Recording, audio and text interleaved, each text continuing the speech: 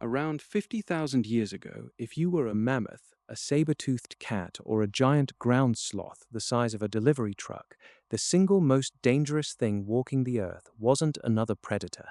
It was a hairless, relatively slow, unimpressively muscled primate carrying a sharpened stick. And within a few thousand years of that primate showing up on your continent, statistically speaking, you were gone. Not gradually replaced by a better adapted species, erased across nearly every landmass on the planet in a pattern so consistent that scientists can practically use it as a clock. And the unsettling part isn't that early humans were occasionally dangerous, it's that for roughly 2 million years, danger wasn't the exception for our species, it was the entire operating strategy.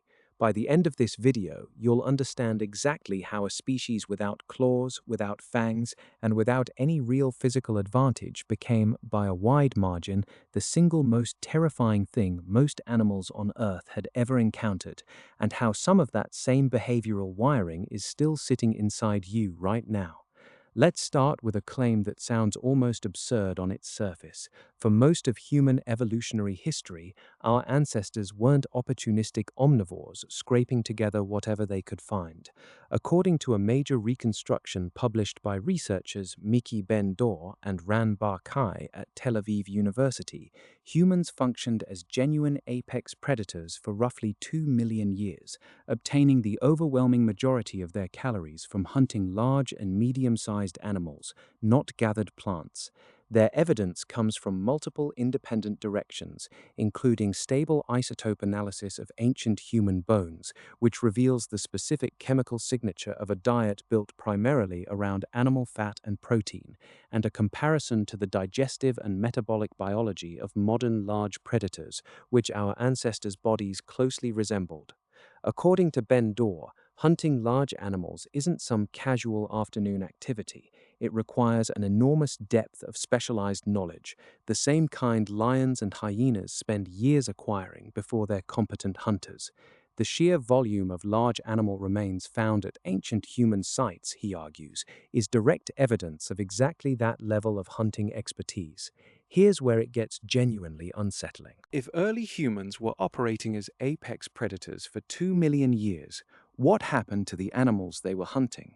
The answer shows up in the fossil record as one of the most dramatic waves of extinction in the last 66 million years.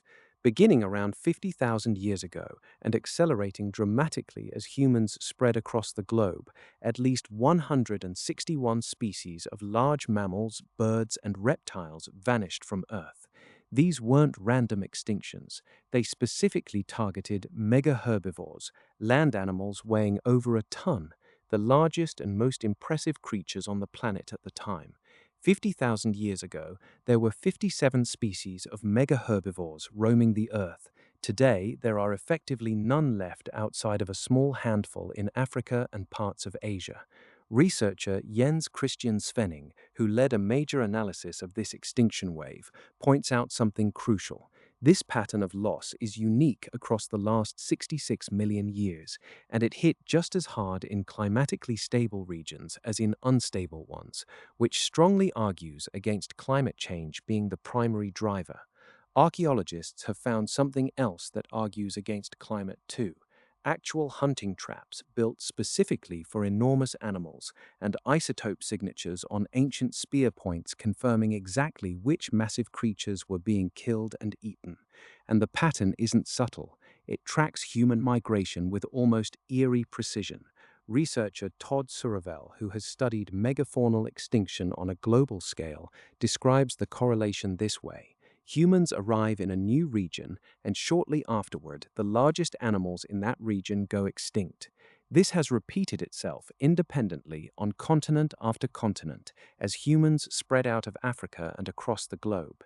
In places like Australia and North and South America, giant sloths, mammoths, giant armadillo-like creatures called glyptodons, and enormous flightless birds all vanished within a suspiciously tight window after human arrival. Suravel doesn't mince words about what this suggests about early human behavior. Encountering an animal that size, he argues, wasn't something our ancestors were likely to simply walk away from.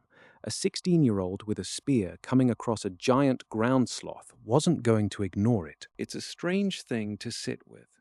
For most of the animals we now consider legendary, borderline mythical in scale, the actual cause of their extinction may have been nothing more exotic than a hungry teenager and a sharpened stick. Now, it's worth pausing here, because a good history video doesn't pretend a debate is more settled than it actually is. Not every researcher agrees humans were the sole cause of every megafaunal extinction. Some species show no clear evidence of being hunted at all, which suggests other factors, potentially climate shifts, habitat disruption, or a combination of pressures, played a role in specific cases. But even accounting for that uncertainty, the overwhelming pattern across multiple continents, multiple time periods, and multiple completely unrelated ecosystems is difficult to explain any other way. Humans, again and again, independently, on landmass after landmass, appear to have been capable of ending entire species that had survived for millions of years before we showed up. So how does a slow, clawless, relatively weak primate accomplish something like that? This is where the story stops being about raw physical power and starts being about something far more dangerous: coordination. Unlike a lion or a saber-toothed cat, which relies primarily on its own body to make a kill, early humans hunted as an extended, communicating group, using tools, terrain, and planning to compensate for everything their bodies lacked. Persistence hunting is one striking example. Rather than overpowering an animal in a single violent confrontation, groups of early humans would identify a target and simply keep pursuing it on foot, sometimes for hours, across brutal heat, until the animal's body gave out from exhaustion long before the humans chasing it did. From the animal's perspective, this must have been almost incomprehensible. A predator that doesn't stop, that doesn't tire, that keeps coming mile after mile, long after every instinct says the chase should be over. Add fire to that picture, and the terror escalates considerably.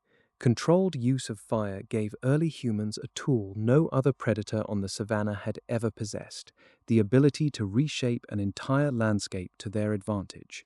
Fire could be used to drive herds of animals directly toward waiting hunters, funnel them into narrow terrain where escape wasn't possible, or simply clear land to make future hunts easier. To every other species sharing that environment, humans weren't just another animal competing for the same resources.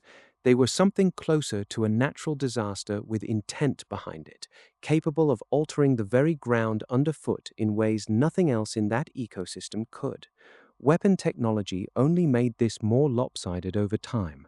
For most of the deep Paleolithic, hunting meant getting close enough to thrust or throw a spear by hand, a genuinely dangerous proposition against an animal the size of a mammoth or a cave bear.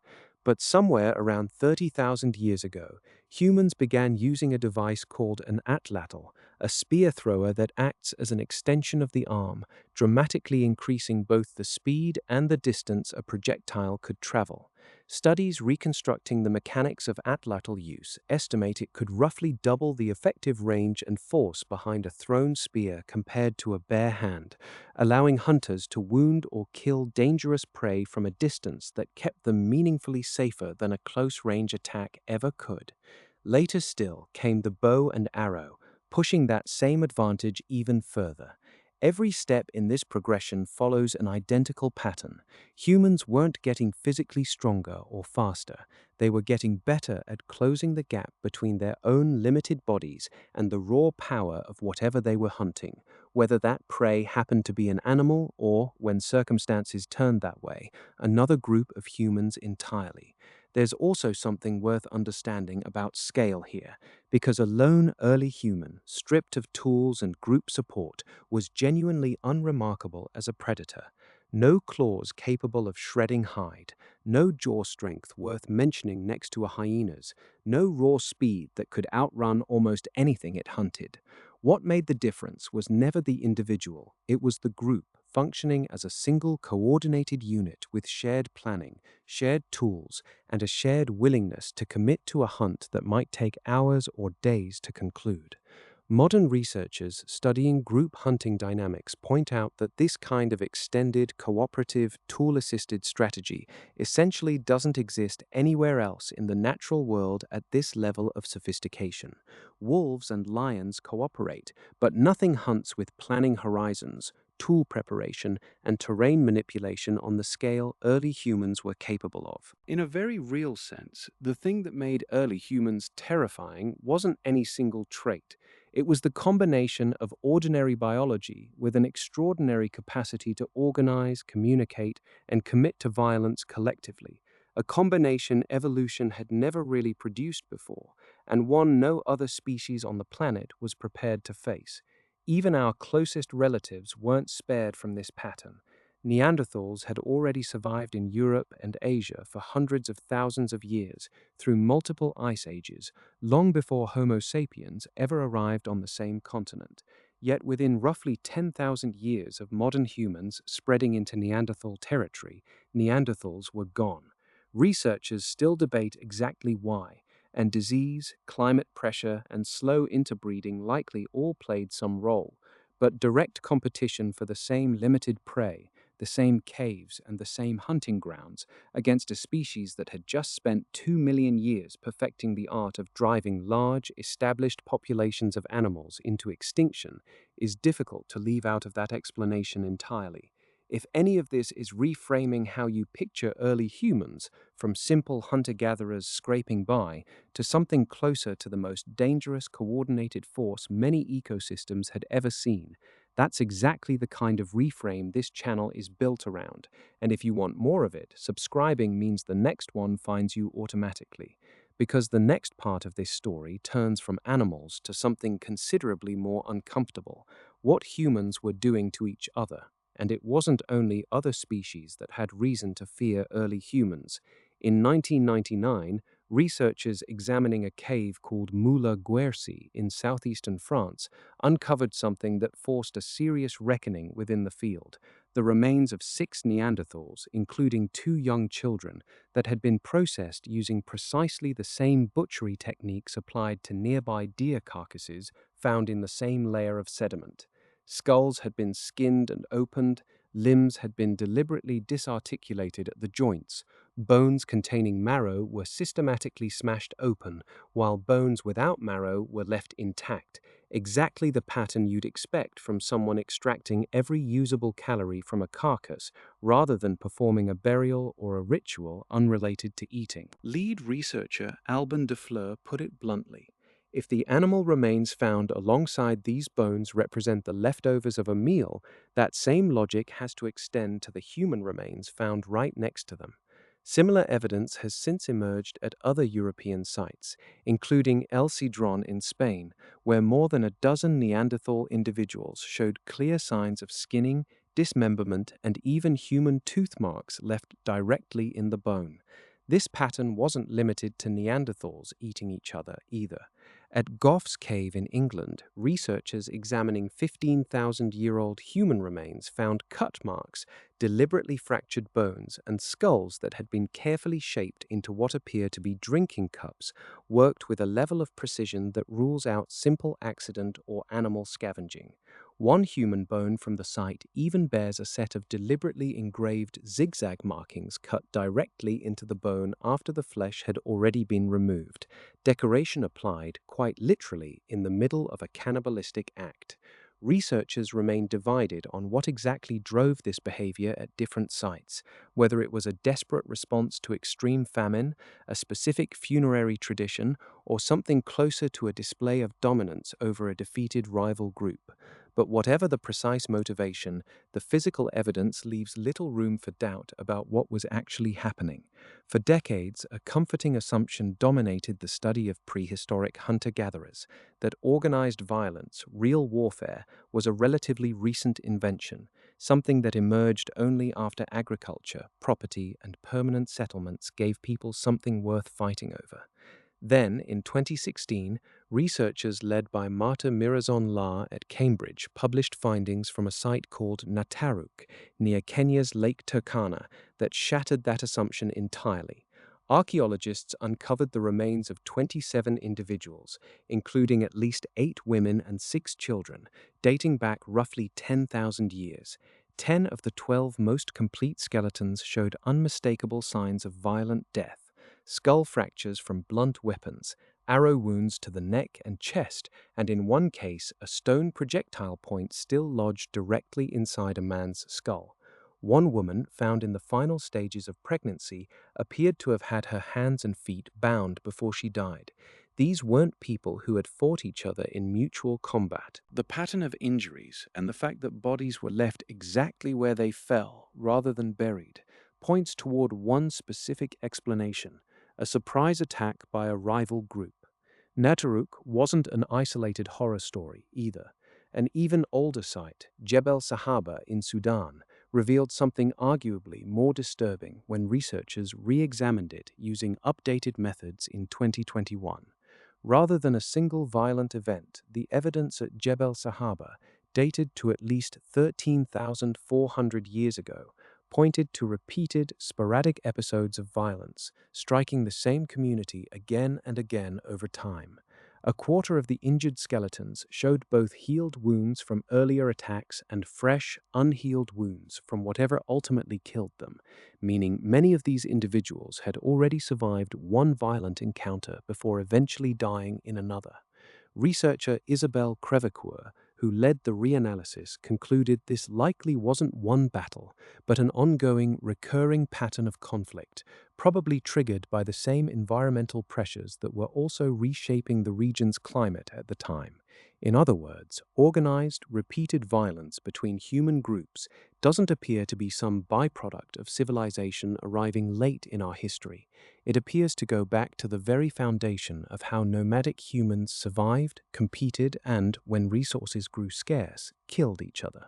This raises an uncomfortable but genuinely important question, one that researchers studying these sites keep returning to. Was this capacity for organized group violence always sitting inside human nature, waiting for the right conditions to trigger it? Or is it something that emerges specifically once population density rises high enough that groups start competing directly for the same limited resources? Researcher Marta Mirazon-La has argued for the second explanation. Evolution, in her view, is fundamentally about survival, and when resources become insufficient to support everyone, competing for them becomes part of that survival calculation, the same way it does for any other social species under pressure.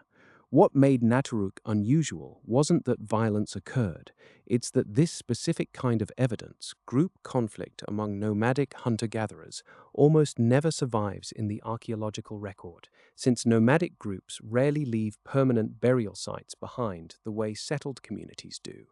Naturuk may not represent something rare in human history. It may simply represent one of the only times we happen to catch a permanent glimpse of something that was actually happening far more often than we'll ever have direct evidence for. Put all of this together, and a fairly unsettling picture starts to emerge. The same species capable of driving genus after genus of massive, ancient megafauna to extinction across nearly every continent on Earth was also capable of turning that exact same coordinated, tool-using, endlessly persistent capacity for violence directly against other groups of humans, whenever the underlying pressures of survival demanded it. This wasn't a bug in an otherwise peaceful species. It appears to have been a core, load-bearing feature of how humans survived and spread across the entire planet in the first place. Which brings us back to that mammoth, standing on the open plain 50,000 years ago, watching a small group of hairless primates approach with sharpened sticks and a plan. It had no evolutionary reference point for what it was actually looking at. Nothing in its instincts, built over millions of years of encountering lions, hyenas, and other predators, could have prepared it for a hunter that didn't tire, that used fire to reshape the very land it stood on, and that coordinated with dozens of others toward a single, patient, inevitable goal. That mammoth wasn't wrong to be afraid. It was looking directly at the most dangerous thing that had ever walked the earth, and it simply had no way of knowing it yet. If this kind of hidden history is exactly what you come to this channel for, you know what to do. because there's a lot more of it still buried out there, waiting to be dug up.